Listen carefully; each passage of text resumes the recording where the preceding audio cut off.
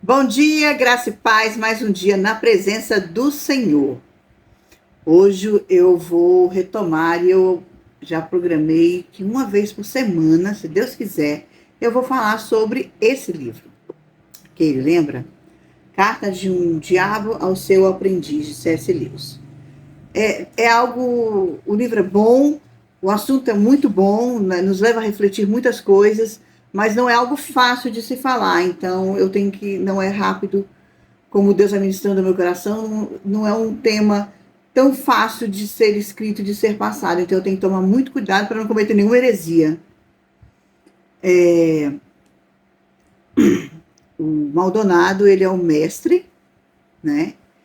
E Vermelindo é o aprendiz. Então ele vai ensinando as coisas pro Vermelindo, né? Do que algumas experiências que ele já viveu, o que ele já fez que deu certo, e ele vai passando pro Vermelindo. Ok. E aí, nessa parte, o Vermelindo cometeu alguma coisa lá, já nem lembro mais o que aí ele vai falar que ele agiu errado, que eles não têm que se justificar. Eles não estão ali para justificar, não estão ali para ensinar. Eles estão ali para confundir. Isso é muito forte, né? E realmente, a palavra de Deus diz que o inimigo é isso mesmo, veio para matar, roubar e destruir. Matar, roubar, destruir, é o pai da mentira, ou seja, ele está ali para enganar mesmo. Desde o início, lá em Adão e Eva, ele vai deturpando as palavras, né? Ele deturpa as coisas, as palavras, as frases, exatamente para nos confundir e nos fazer pecar dentro daquilo que a gente de repente achou que era verdade, mas uma palavra. Eu sou escritora e eu sei que uma vírgula no lugar errado muda todo o contexto de uma frase. Então, no contexto aqui é que ele está comentando sobre um ateu que ele acompanhava, ele, Maldonado. E esse ateu, ele, em algum momento da vida dele, que ele estava na biblioteca lendo, algo chamou a atenção dele e o Espírito Santo começou a ministrar sobre a vida dele.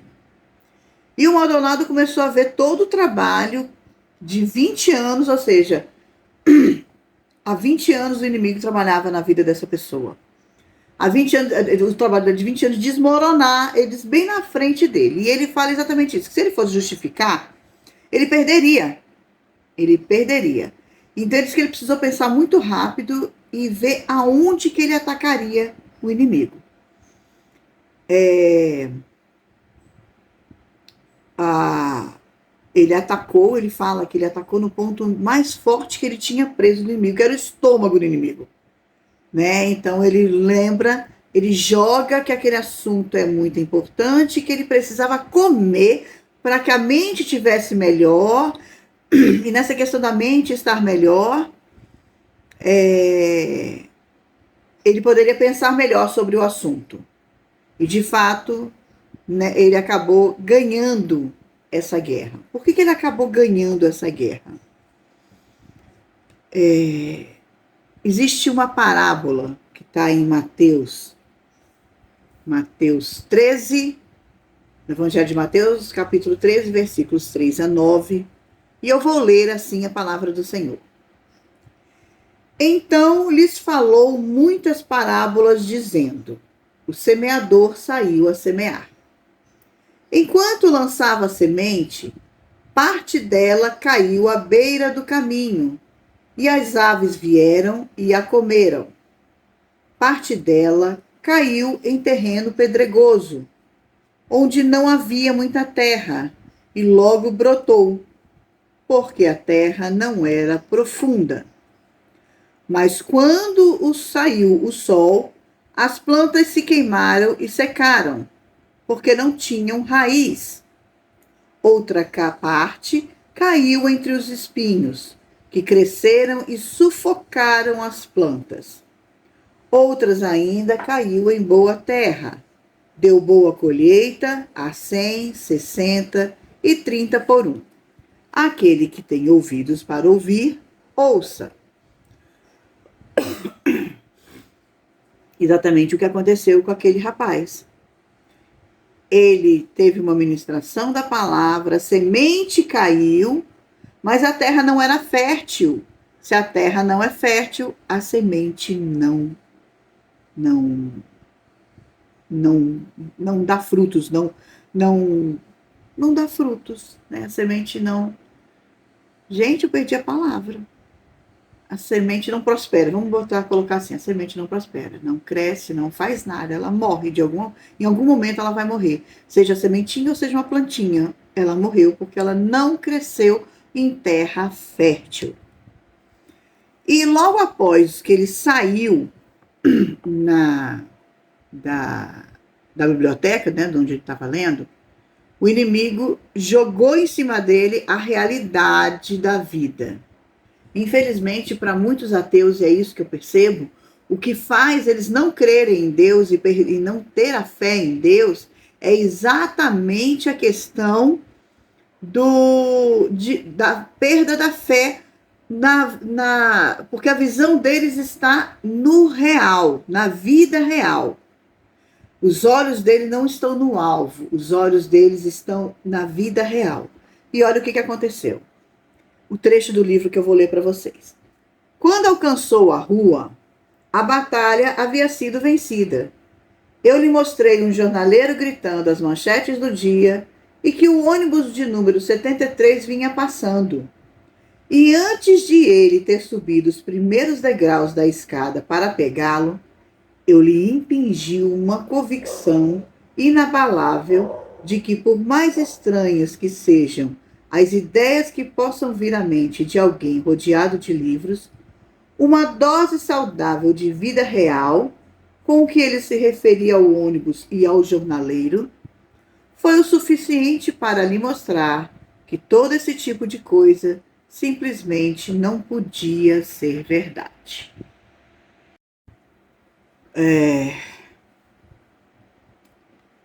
Então, o que acontece? Normalmente, ateus, é isso que acontece. Ele não tem a fé em Deus, porque eu falei, não tem a fé em Deus. Ele olha para a realidade é dura, então Deus não existe. Eu fico imaginando o motivo pelo qual as pessoas pensam que porque as coisas são ruins, Deus não existe. Então tinha que ser tudo maravilhoso, e não é porque Deus existe, mas eles esquecem que realmente Deus fez tudo para ser maravilhoso. Porém, o ser humano pecou desde o início. O livre-arbítrio existe, as pessoas não, o livre-arbítrio existe, o livre-arbítrio existe. E a gente escolhe dia a dia pecar ou não. Aí você peca e quer que as coisas continuem andando tudo certo. Ah, mas aquela pessoa... A humanidade peca. A Bíblia fala que lá no início, quando Adão e Eva pecou, a natureza gemeu. Para pensar. Ele andava eles andavam com os animais. Eles andavam com os animais não mordiam eles. Eles eram amigos. Com o pecado, tudo mudou. Os animais já não eram mais amigos, já não escutavam eles, já tinham medo deles. Várias coisas aconteceram. Eles perderam a conexão com a perfeição. Eles perderam a conexão com Deus. Eles perderam a conexão com a natureza. E essa reconexão só vai ser feita através da fé em Cristo Jesus. Através de aceitar com o coração e declarar com a boca que Ele é o Senhor e Salvador da nossa vida. Só assim existe essa reconexão. Veja bem, Hebreus, eu vou ler outros dois textos. Hebreus 11, versículo 1 e Hebreus 11, versículo 2. Diz assim a palavra do Senhor. Ora, a fé é a certeza daquilo que esperamos e a prova das coisas que não vemos. Sem fé é impossível agradar a Deus, pois quem dele se aproxima precisa crer que ele existe e que recompensa aqueles que o buscam. É exatamente o que eu acabei de falar. A reconexão é através de Jesus Cristo. É somente através da nossa fé nele que existirá essa reconexão. Outra coisa na relação do ateu lá, do homem lá que o Maldonado estava seguindo, é que nós precisamos lembrar o seguinte. Eu conheço ateu, já debati com um. Ele tentou me convencer que Deus não existia, exatamente mostrando a realidade da vida. E depois dele falar, eu deixei ele falar um monte de coisa. Aí falei para ele assim: adianta eu falar para você que Deus existe, que eu creio nele por isso, por isso, por isso. Aí enumerei os fatos das provas que existem, que Jesus viveu e morreu por nós, da fé que a gente tem que ter, de mostrar a questão do pecado, mas nada disso mudou para ele. Ele sorriu e falou: não, não vai mudar. Aí eu sorri para ele e falei: então a minha fé em Deus também não vai mudar. Mas eu fiquei muito triste de perceber que muitos de nós deixamos apenas olhar no plano real e físico e nos esquecemos de olhar para o alto, para o nosso alvo, nosso objetivo, que é Deus. E nós nos enchemos tanto de palavra, de conhecimento. Tem tanta gente que é doutorado, pós-doutorado, MBA, pós-graduação, sei lá, umas quantas faculdades, não sei quanto. É tanto diploma, né? E eu quero ler um trecho da palavra do Senhor sobre isso. Ela está na segunda epístola de Paulo aos Coríntios, no capítulo 3, no versículo 6. Diz assim a palavra do Senhor: Ele nos capacitou para sermos ministros de uma nova aliança, não da letra, mas do Espírito, porque a letra mata, mas o Espírito vivifica. Quantas vezes, não vou muito longe não, eu vi um vídeo esses dias de um comunista falando de que ele era comunista graças a Deus. E se a gente olhar a questão de hoje, aonde o comunismo está implantado e o que tem acontecido com o povo, a gente vê que não é o que eles falam. E eu lembro que o repórter virou para a pessoa e falou assim: há uma controvérsia, né? Você falar que é e dizer que é graças a Deus. E aí a pessoa falou assim: não, mas claro, aí ainda citou um trecho da Bíblia onde ele se baseia de que o comunismo seria de Deus. E eu achei interessante, engraçado, inclusive, a outra repórter virar para ele e falar assim: ah, mas você é um comunista de Apple, né? iPhone. Aí ele riu e falou: não, mas aí tá a diferença. A gente quer que todo mundo tenha tecnologia, uma boa tecnologia. Só que a gente sabe que, infelizmente, na prática, não é bem assim. Nós vemos nos países comunistas, os grandes governantes têm muito dinheiro na casa deles, na qual eles não dividem com ninguém. Mas o resto do povo é obrigado, todo mundo a ser igualzinho, mas eles estão acima, eles são os melhores. Então também está errado. Por que eu falei isso? Porque a letra mata. O que vivifica é o Espírito Santo. Quantas pessoas não conhecem, não tem pós-graduação, não tem nada, mas são pessoas de uma vida de oração, de uma busca incessante de Deus, uma fé inabalável. Elas leem ali a palavra de Deus e o Espírito Santo traduz para elas e elas vivem uma vida de oração e têm uma sabedoria e uma fé e levanta e prega, evangeliza. Por quê? Porque o Espírito Santo está sendo vivificado através, o Espírito Santo está vivificando através da vida delas. Porque elas não têm aquela questão de eu sou diplomada, eu sei isso. Porque o que vivifica, o que traz vida à palavra de Deus é o Espírito Santo. Nós precisamos entender. Esses dias eu estava conversando com a minha irmã e ela falando sobre a dificuldade que a gente está vendo hoje, né, no nosso país, né, um monte de coisa difícil. A gente vê as notícias, a gente olha e vê governantes que já têm um salário imenso, aumentar mais ainda, o salário mínimo sem previsão de aumentar, todos os impostos voltando para o nosso país. Então, benefícios que foram feitos no governo anterior não sendo aproveitados no governo atual por um simples orgulho, porque não é porque eu não gosto daquela pessoa, mas se ela fizer algo bom, não vou aproveitar. Se é bom, permanece. Não, mas a gente está vendo tudo isso. E ela falou, como é que vai ser? Por que é tão difícil? Por que para a gente é tudo tão difícil? E eu respondi para ela e isso ficou no meu coração. E eu vou falar para vocês o que eu falei para ela. Se tudo fosse muito bom aqui no nosso mundo,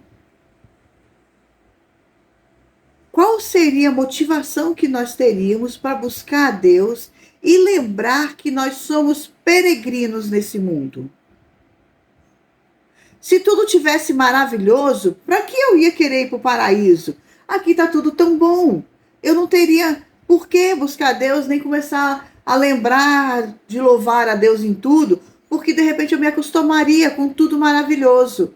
Então eu esqueceria que eu não sou cidadã do mundo. Na Epístola de Paulo aos Filipenses, capítulo 3, versículo 20, diz assim a palavra do Senhor. A nossa cidadania, porém, está nos céus, de onde esperamos ansiosamente um Salvador, o Senhor Jesus Cristo. E é por isso que a gente não pode se acostumar com esse mundo. Não podemos nos acostumar com as situações reais da nossa vida.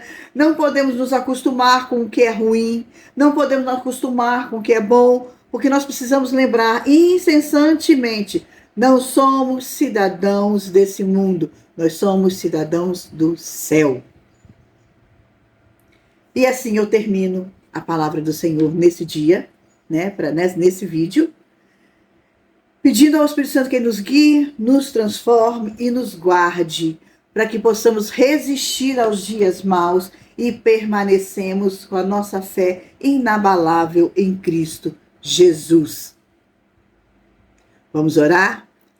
Deus maravilhoso, muito obrigado, Deus, porque a tua palavra jamais volta vazia.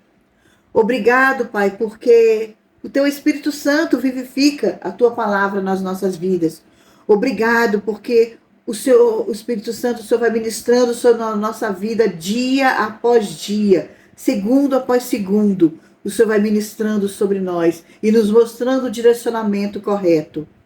Pai, eu te peço agora, eu te clamo pelas vidas, Senhor, que ainda não entendeu o quão o Senhor é maravilhoso e o quão nós precisamos abdicar desse mundo e dos seus prazeres para viver a nossa cidadania nos céus, quando o Senhor nos chamar.